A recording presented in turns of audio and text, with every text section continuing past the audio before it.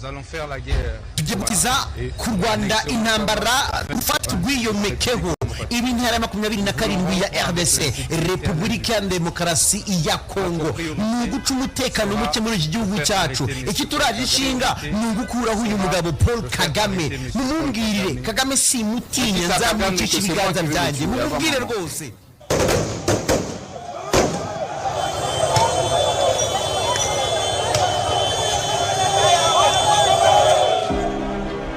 On Monday and today this morning, I spoke with the President of South Africa who sought me out to speak. En soutien de leurs marionnettes du M23, poursuivent leur entreprise terroriste sur notre territoire. Sinigeze mbona umuntu ufite mu nshingano ze uburyo wumvaga wageragezaga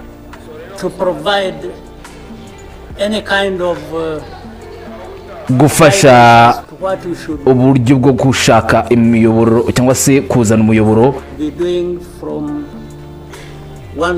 wadufasha kuva kuri kimwe tujya ku kindi.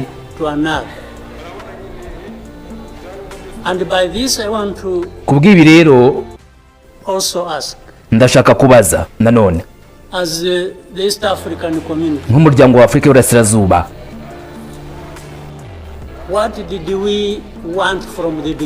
niki twashakaga kuva mu ntangiriro, twagikozeho iki,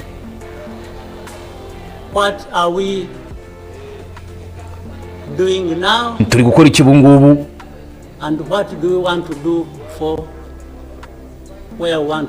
none ubundi turi gukora iki ko dushaka kugera.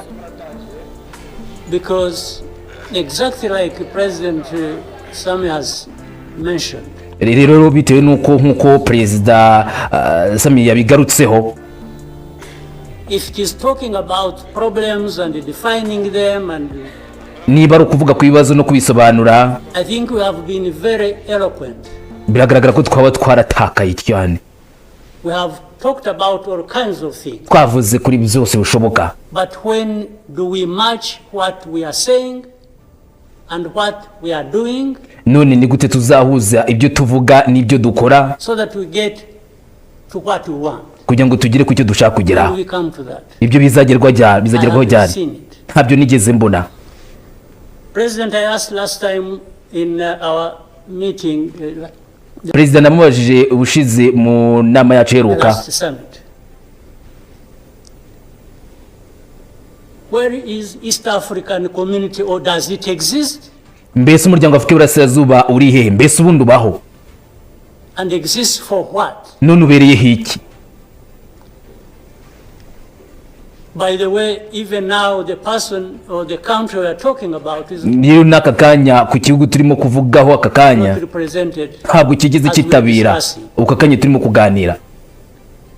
And it is supposed to be, the country is supposed to be part of East Africa. Kandi ni igihugu cyagombye kuba kimwe mu munyamuryango wa Afurika y'Uburasirazuba, but nowhere to be represented. Ariko ntabwo yigeze yitabira. So I'm not sure what bearing what we are discussing has on what happens in the process of finding a solution. Kandi sinekereza ko ibitwicaza ngabyo turimo kuganiraho ngaha bizaza kugira umumaro mu nzira kuzana igisubizo muri kino kihugu.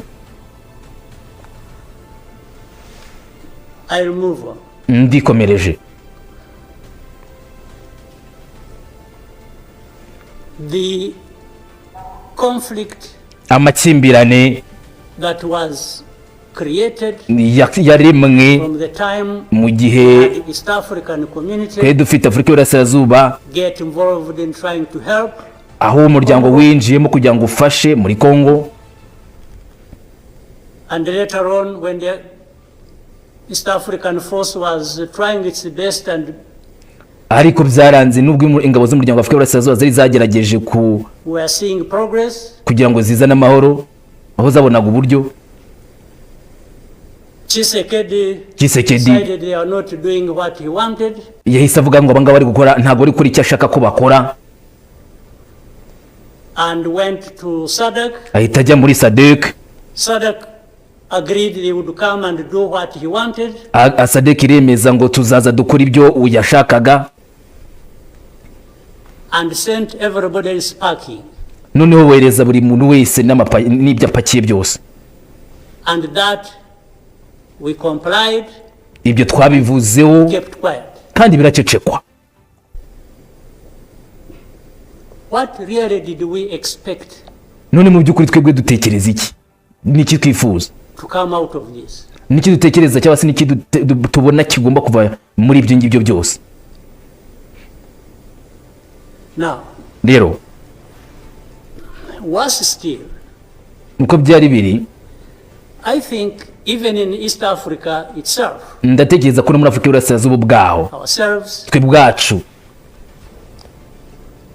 maybe we have different understanding of what the problem is. Bisa nkaho twese uturanga dufite imitekerereze itandukanye ku kibazo icyo ari cyo.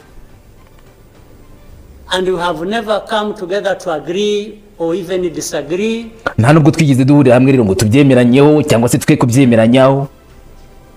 And find a way ngo dushaka uburyo dushobora kwihuriza hamwe bwa nyuma. To do what we ought to do to deal with this problem. Ngo dukora icyo twakuriye kuba dukora cyangwa twarahiriye gukora kuri kino kibazo ngo duhangane nacyo.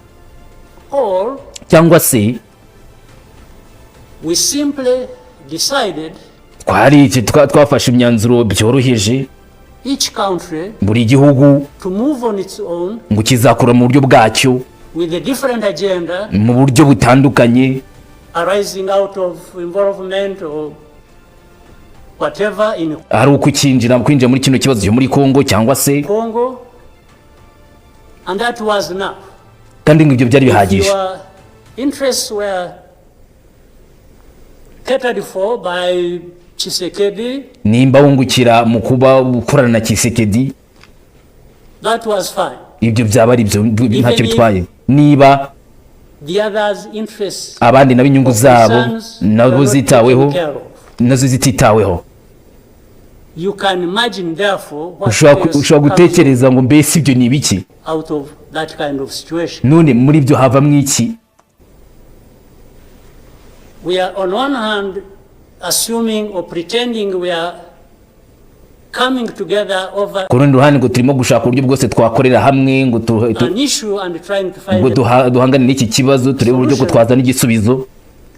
While at the same time, ariko mu buryo bumwe icyo gihe each country buri gihugu cyose ubwacyo is pulling in its own direction, kiri gukururira mu cyerekezo cyacyo bwacyo, different from the others. bitandukanye n'abandi.